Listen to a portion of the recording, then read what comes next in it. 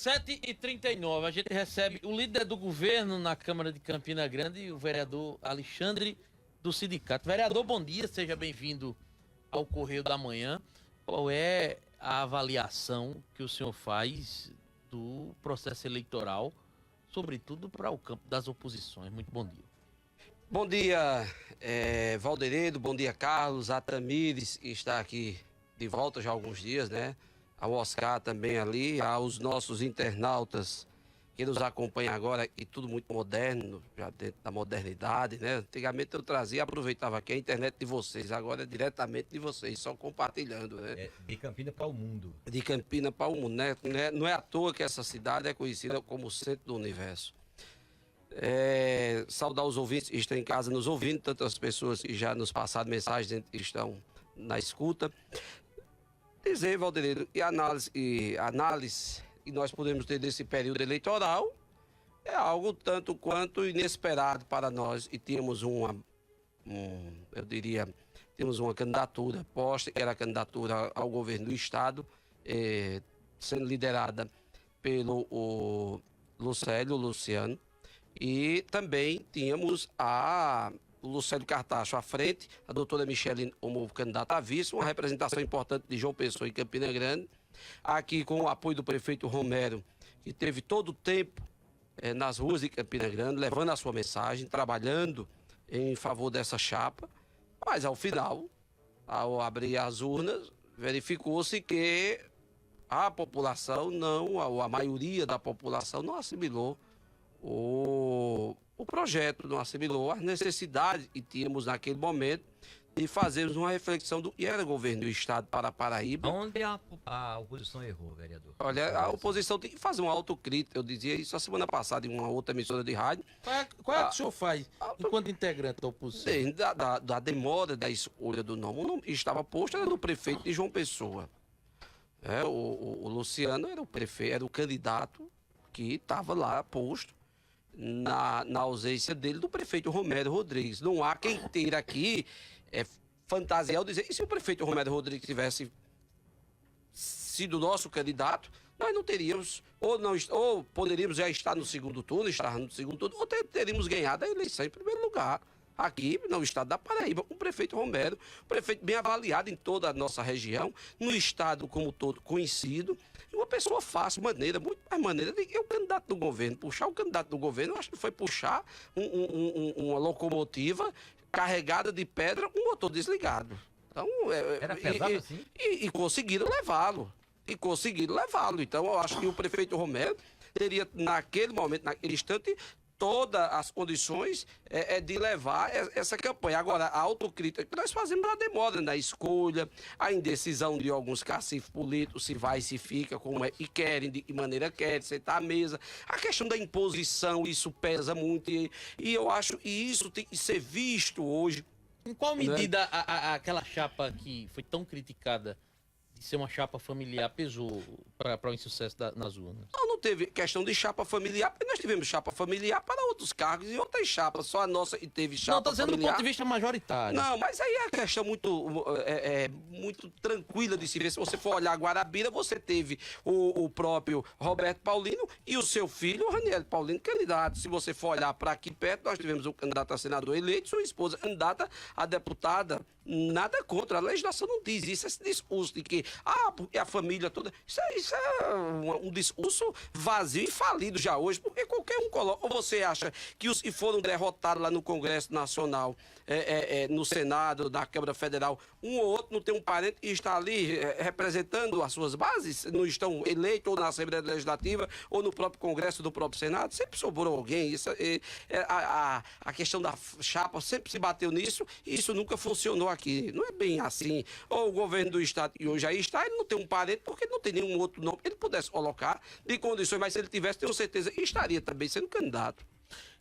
Vereador, o Luciano Cartacho foi quem mais errou nesse processo, porque assim, era o irmão dele o candidato, e observando as duas votações das duas maiores cidades, João Pessoa, ele perdeu por uns 77 mil votos, Campina conseguiu estabelecer uma frente de 6 mil votos apenas Luciano puxou a chapa para baixo? Eu não saberia lhe dizer se puxou a chapa para baixo. Eu só posso dizer que Campina Grande fez o seu dever de casa mais uma vez. Essa cidade, mais uma vez, provou, através do prefeito Romero, incontestavelmente, da maior liderança hoje das oposições do estado da Paraíba, se chama o prefeito Romero Rodrigues Veiga.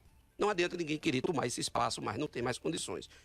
O que nós temos dito sempre ao prefeito é que ele deve já chamar esse feito à ordem, Ocupou o lugar do senador Cássio? essa responsabilidade para si. O prefeito Romero deve fazer isso, chamar a responsabilidade para si e ocupar esse espaço vazio. Esse espaço hoje é do prefeito Romero. Ele tem cacife e tem liderança para tal. Ele administra uma cidade com recursos mínimos possíveis, os recursos que você pode pensar dos menores do menor. Deixa eu dar um exemplo, a véspera da campanha eleitoral, aqui, Brasília bloqueou todos os recursos da Prefeitura Municipal de Campina Grande, nem por isso o prefeito Romero atrasou o salário. A saúde deixou de funcionar. Pegaram aqui, todo mundo estava correndo na campanha, poucas pessoas sabiam disso, nós sabíamos, porque o prefeito mostrava a preocupação que tinha. Correu para Brasília, juntamente com o procurador doutor Marisa, aqui eu quero mandar o meu abraço, está na escuta, o secretário de Finanças Joab, para tentar desbloquear os recursos, numa véspera de uma campanha eleitoral, onde a esposa do prefeito, da segunda maior cidade do estado, era candidata a vice, se bloqueia todos os recursos, para você ter ideia, até o dinheiro do lixo foi bloqueado. E o prefeito Romero teve que correr para destravar tudo isso, para a prefeitura continuar trabalhando. Aí você mostra um líder desse, que não deixou transparecer para a população que estava correndo, tendo toda essa preocupação dos bastidores, mas trabalhando. Ele é líder natural. Romero não precisou ser posto ou carregado por ninguém. Romero agora se tornou o líder dessa cidade e, por que não dizer, o líder das oposições do estado. Ele tem que chamar isso feito à ordem. Nós não podemos... Ocupa o espaço do senador Cássio? Olha, eu acho que todo mundo tem o seu tempo, tem a sua época. Eu não posso dizer... E eu não vou cair nessa ilusão de que... o senador Cássio perdeu a campanha, agora acabou-se. Nós ouvimos isso há um tempo atrás. Quem não lembra do vice-prefeito, Enivaldo Ribeiro. Perdeu o mandato, nem a filha tinha mandato, nem o filho. Quando abriu-se os olhos, Enivaldo conseguiu eleger a filha e o filho. A filha, deputada estadual, o filho, deputado federal. Hoje é um dos grandes líderes no Brasil, no Congresso Nacional, não está no baixo clero. Eu vou cair nessa onda de dizer, agora enterrou. A política ela é muito dinâmica, ela gira muito rapidamente. Quem ontem estava por cima, hoje está por baixo. Quem estava por baixo ontem, hoje está por cima. É assim que funciona. Agora, olhando pragmaticamente os números, e Ricardo, quando foi candidato ao governo, teve uma frente maior aqui de votos pró-oposição. Essa margem foi bem menor, 6 mil votos.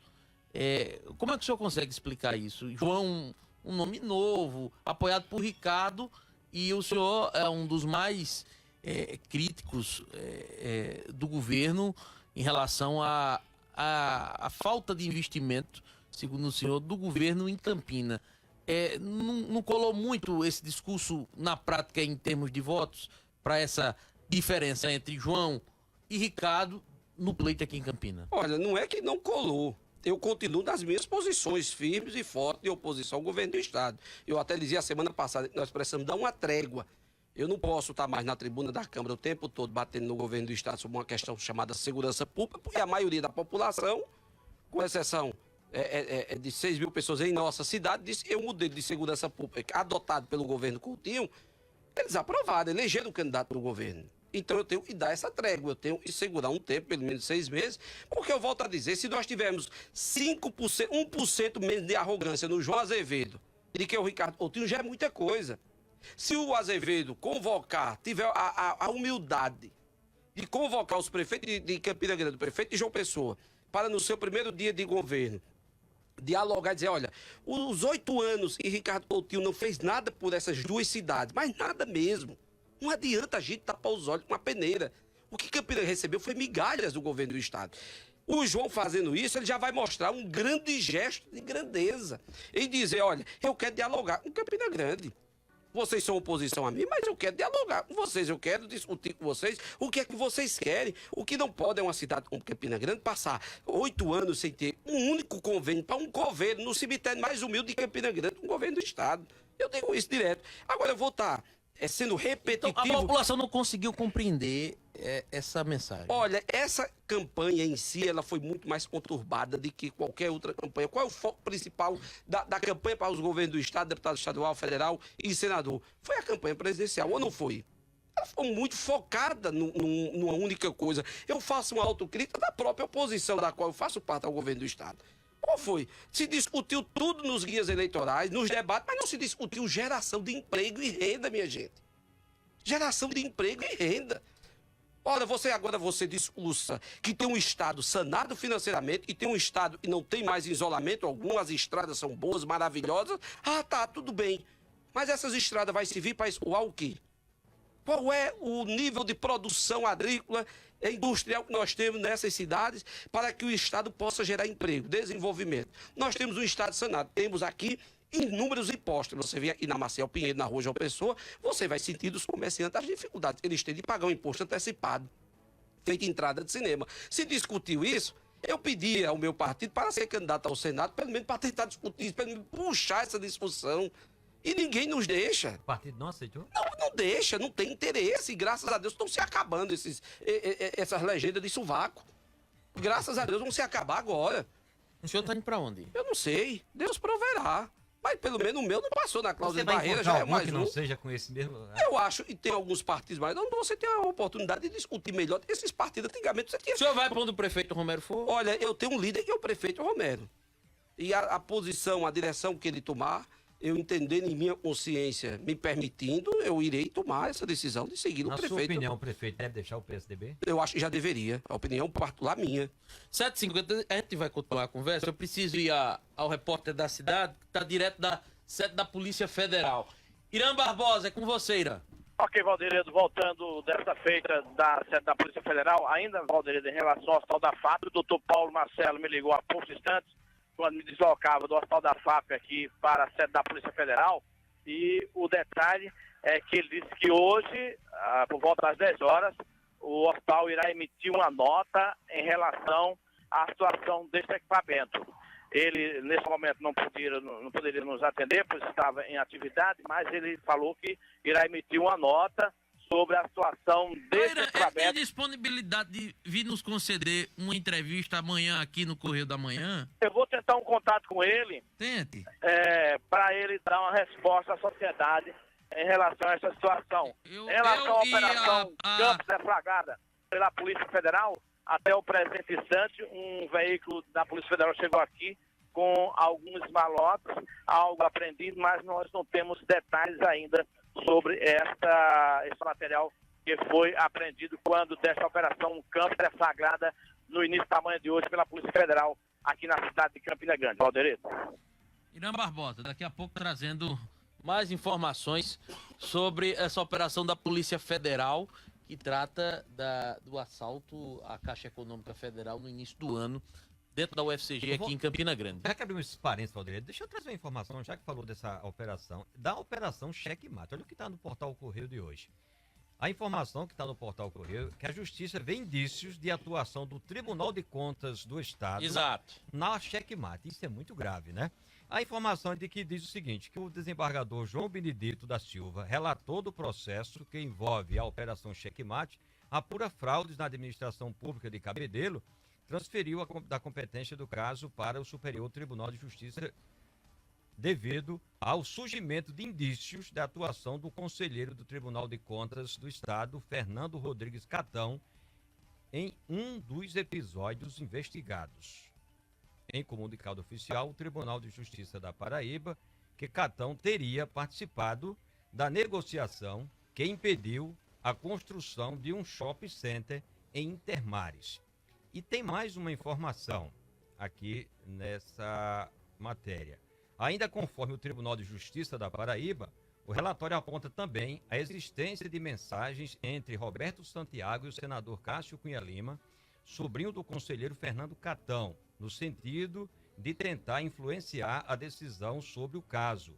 O TJ da Paraíba destaca que o senador não teria se utilizado de suas funções, mas de influência, levando em consideração o processo com o parentesco, melhor dizendo, com o conselheiro e a amizade com o réu Roberto Santiago. Aí embananou todo o meio campo agora, viu? É gente demais nessa Embananou checkmate, tudo. né? E agora vai pro Tribunal de Justiça. Superior Tribunal de Justiça.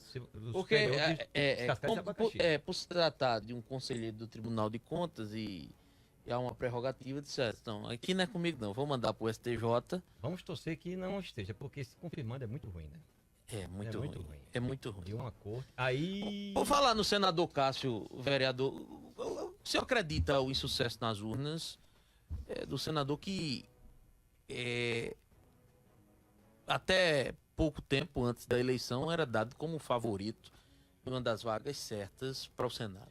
Olha, a gente teve alguns acidentes de percurso, nós não vamos tratar disso como sendo algo estranho. Nós tivemos a cassação da presidente Dilma. Eu gosto de dizer presidente, eu não gosto dessa palavra presidenta, que não existe isso, ela criou isso. Da presidente Dilma. Eu acho que os grandes cacifes já fizeram essa análise, verificaram que realmente foi um erro. Ela poderia ter terminado o mandato dela, um desastre. Ela já era desde o início, sem que ninguém tivesse mexido nela. Né? O senador Cássio. Nós não vamos discutir crime. Essa parte já passou. Essa parte já passou, o crime existiu, se existiu ou não, tem que contestar agora o presidente do Supremo, que teve sentado à mesa do Congresso Nacional e acompanhou a votação de cassação. O senhor vai ser dela até e os fatos, né? Pronto, eu vou retirar essa parte, porque aqui se eu for discutir, eu vou perder de 2-1. Então não tem aqui como discutir isso com vocês. Por que você vai perder de 2-1? Porque eu tenho minha opinião a respeito disso. E os colegas, os amigos estão aqui à mesa, a gente quem está contextualizando é o senhor. Não, então, mas aí o senador Cássio, na época, você disse que o que ela tinha crime. cometido, Fernando Henrique tinha cometido também, os governadores tinham cometido, que era a Se tinha cometido crime naquela época, eles pecaram por prevaricação, porque não caçaram também eles. Mas aí encontraram na Dilma falha e caçaram. O fato não tem mais o que nós retornarmos. A cassação da Dilma foi um erro, eles já admitem, a maioria admitem isso, e foi um erro de percurso, e aí ela teria sido desastre, como eu já disse, e teria perdido esse mandato tranquilamente pelas urnas. Na outra linha, você precisa entender que a política mudou. Eu sou vereador e eu preciso estar nas minhas bases. Sábado mesmo vou estar realizando novamente minha festa das crianças no bairro do Centenário. Eu preciso andar nas ruas de onde eu fui fincado e plantado. As pessoas precisam me ver, eu preciso ter esse contato com as pessoas. E aí cada um de nós temos que fazer as nossas autocríticas para saber onde nós estamos errando e onde nós estamos acertando. Eu acho que todos que perderam, todos eles tiveram um momento de distanciamento das suas bases. E isso traz esse prejuízo. Do outro lado, nós tivemos uma máquina poderosíssima. Poderosíssima. Nós tivemos um governo do Estado que passou anos massacrando os concursados da Polícia Militar e ao apagar das luzes do primeiro turno, ele convoca 500 policiais militares. O que é isso? Então o senhor está querendo dizer que o governador usou a máquina para derrotar o senador Cássio? Eu vou lhe dizer uma coisa, não há uma máquina mais poderosa do que a viúva Estado. Ora, usou a máquina para derrotar o senador? Não estou dizendo aqui que ele usou a máquina, eu estou dizendo que as atitudes ou as formas de usar a poderosa viúva que é o Estado, ela lá na ponta deu resultado. Nós não somos crianças para isso. Como é que você passa a vida toda maltratando os servidores, os concursados que estão na sua porta pedindo para trabalhar e você apenas, às vésperas de uma eleição, você convoca 500, senta todo mundo de preto e branco, pareciam os homens de preto sentados lá dentro do auditório aqui em Campina Grande. Eu vi uma foto com o comando da polícia lá. E isso não é para chamar a atenção, não. Você acha que aquilo ali daria essa votação Não estou dizendo. E daria, eu estou dizendo. Isso é das pequenas coisas. Nós ouvimos coisas. Eu sou do Centenário ali, eu sou do Dinamétrica, do Centenário das Malvinas. Eu ouvi coisas absurdas das Malvinas. E não adianta um ou outro aqui no Face estar me criticando e as minhas argumentações são vagas, são poucas. Porque é isso, nós sabemos como funciona o partido. Não merece você tire. Não, o senhor tire. Aí veja só, tire as conclusões. Tirem as conclusões. Você tira pelo discurso do governador que está rodando aí nas redes sociais, com os codificados, com os comissionados do Estado. Tem que ir para a rua adesivar carro, tem para pedir voto para o seu candidato. E você acha que no primeiro turno não aconteceu isso? Ou isso foi só... Tem gravações atribuídas aí a uma personalidade familiar do governo do Estado, dizendo que queria a ação dos comissionados e prestadores. Teve um pouco de fogo amigo dentro da chapa? Tipo, vota em Daniel, não vota em Cássio e vice-versa. O senhor tomou conhecimento disso? Eu posso falar por mim. Eu, Alexandre Pereira da Silva, conhecido como Alexandre do Sindicato, vereador de Campina Grande, eu fui o primeiro que alertei que um grupo de nossos colegas poderiam adotar uma linha diferente. Eu posso dizer e desafio qualquer cidadão nessa cidade a dizer que eu não fui coerente com minha chapa completa. O senhor votou nos 2 senadores? Votei nos meus 2 senadores e, além de ter feito isso, pedi voto para eles. Fiz questão de registrar onde eu ia. O senhor foi não- assediado pela oposição? Todos os meus colegas foram. Todos. Nenhum deixou de ser. Todos foram. E o Todos senhor, foram o senhor não ficou procurados. tentado, não? Não, porque a tentação é algo humano. A mosca azul não, Não, ficou. A mosca laranja. Não, a né? tentação. Não ficou, não. A tentação é algo humano. É algo que é da minha natureza, da sua e de qualquer outro. Agora, a resistência, ela vem do caráter, da posição de cada um. Não que os meus colegas que tenham ido ou votado em outra pessoa, ela não tivesse posições diferentes das minhas. E eu respeito cada um dos meus colegas que foram brilhantes, alguns foram candidatos, outros estiveram à frente acompanhando outra chapa. Agora, cada um tem a liberdade. O prefeito Romero nunca impôs a nenhum dos nossos companheiros que tinha e seguir fechado com ele. Ao contrário, ele fez esclarecimento, ele expôs aos companheiros. Era importante a chapa aí e marcharmos unidos nesse processo para a escolha dos 2 senadores da nossa chapa, para a escolha, a eleição da nossa candidata a vice, do candidato a governador. O prefeito sempre colocou isso, deixou isso muito aberto. O prefeito Romero, ele nunca foi de impor.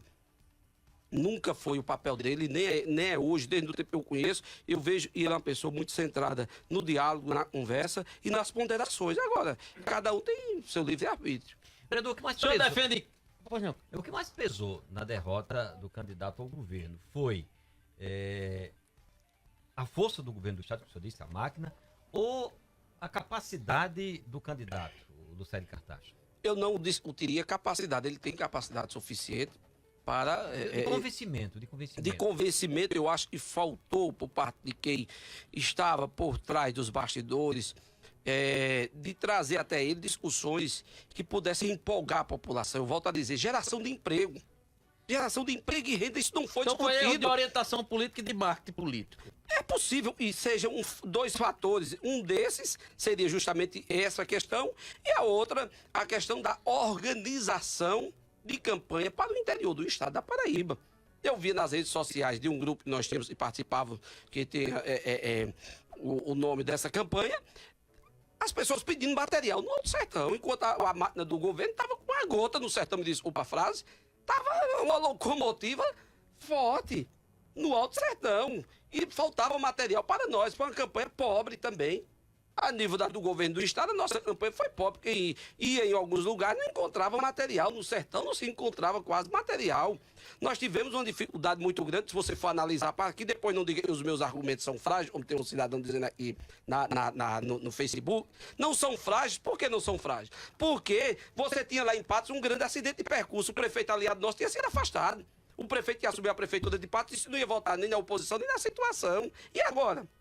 Uma cidade polo importante como Patos. Vamos analisar Mas o senhor tudo chama isso? aquele de acidente de percurso, aquela... Eu estou dizendo, porque eu estou aqui, eu não posso julgar, porque quem está lá e sabe da situação de Patos. Entendi. O que eu sei, eu recebo através de informações da imprensa de vocês. Mas lá, quem tem que julgar é a população de Patos e está lá porque conhece os fatos. Mas vamos dizer, houve um afastamento através da justiça do prefeito local de Patos. Isso não atrapalhou? Atrapalhou. Mas você vai para Guarabira, vê lá o Zenóbio Toscano trabalhando com força lá, veja como foi a nossa votação em Guarabira. Você começa a ver esses pontos, o prefeito aqui em Campina Grande, o prefeito Romero, dia e noite nas ruas de Campina Grande. Veja como foi a nossa votação. Ah, mas foi pouco, 6 mil votos. Mas foi voto, ganhamos mais uma vez. A oposição mostrou Mas que ganhou Guarabira em Campina. perdeu, não? Não, estou falando aí da questão da diferença de votos por região. Teve Mas cidade- Guarabira, o candidato, não era Zenóbio, é o prefeito, mas... A filha era candidata a deputada estadual. Sim, mas lá João Azevedo ganhou, não? Eu não tenho essa informação, mas eu sei que nós tivemos lá um bom percentual de votos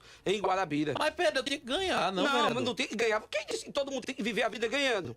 Não, Quem disse pela isso? lógica, vereador, Não, se pela o prefeito lógica. é aliado do candidato, ele Não, tem se que fosse ganhar. pela lógica, nós teríamos que ter ganhado em João Pessoa. Nós ganhamos em João Pessoa. Exatamente. Ou Não, seja, é obrigado, você sempre tem que ganhar, porque o prefeito... Deixa eu dar um exemplo. O prefeito que está lá em Guarabira é um prefeito operoso, trabalha, conseguiu reeleger sua filha, elegeu sua filha e depois por que não agora transferiu os reelegeu. votos, vereador? E Eu lhe pergunto, e Ricardo e Coutinho transferiu todos os votos dele para Azevedo, uma locomotiva pesada daquela? Você quer Mas dizer o que ele homem não fez tá isso? aprovado, não. 1 milhão e Eu só não conseguiu sei. votos? Eu posso dizer que todo mundo votou. Tem pessoas que votou em Azevedo e gostou da cara dele, mas não gosta da feição de Ricardo. Sim, e aí é subjetivo, Não, né? não é subjetivo. Aí, Não, mas é claro, Valderino. Oxente, eu vou dizer que todo mundo chegou lá e votou em Azevedo e gosta de Ricardo. Ora, vamos também. Não é isso, meu irmão. o senhor não acontece reconhece Ricardo como a maior liderança do Estado, não. Olha, política. eu conheço Jesus Cristo como o Senhor do Universo. Aí agora eu vou dizer, e Ricardo não é liderança?